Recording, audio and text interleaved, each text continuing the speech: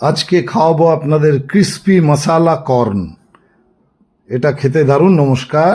গরম জল, ফুটন্ত গরম জল চাপিয়ে দিন, তার মধ্যে পরিমাণ মতো একটু নুন দিয়ে দিন। নুন দেবার পরে যেই ফুটে উঠলো, এবার কর্নটা ওর মধ্যে দিয়ে দিলেন। জাস্ট একটু সাইজ করে দিয়ে ফুটন্ত জলে গ্যাস বন্ধ করে দিন, দিয়ে একটা কিছু দিয়ে চাপা দিয়ে দিন। ব্যাস 5 মিনিটের জন্য রইল জল ঝাড়িয়ে। এবার একটা ডিশে নিয়ে নিলাম, তার মধ্যে কর্নফ্লাওয়ার এটার মধ্যে মাখাতে হবে। এটাই আসল, কর্নফ্লাওয়ার মাখানো চলছে। এর মধ্যে কি দিতে হবে ইনগ্রেডিয়েন্ট সমস্ত আমার লেখা রয়েছে, পড়ে নেবেন।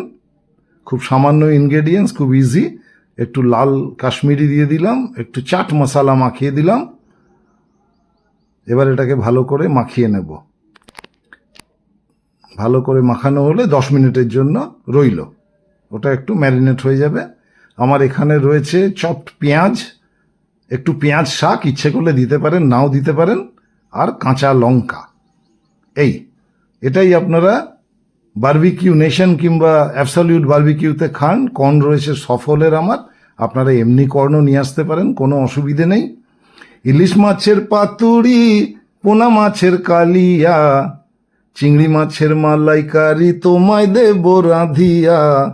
ও লেডিজ রে, আমায় যদি করো গো বিয়া।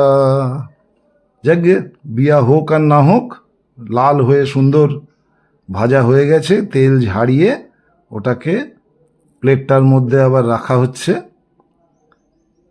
পুরোটা সুন্দর করে তুলে এবার কাঁচা পেঁয়াজ ছোট ছোট করে কাটা, ওটা একটু ছড়িয়ে দেয়া হচ্ছে।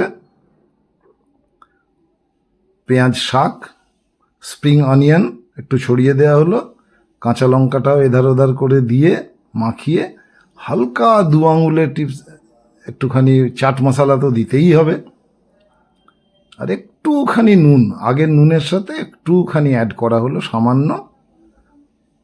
এটাই কিন্তু ক্রিসপি মশালা কর্ন। অসাধারণ খেতে লাগে।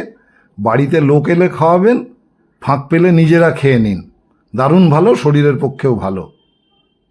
খুব ভালো লাগবে আশা করি। নমস্কার।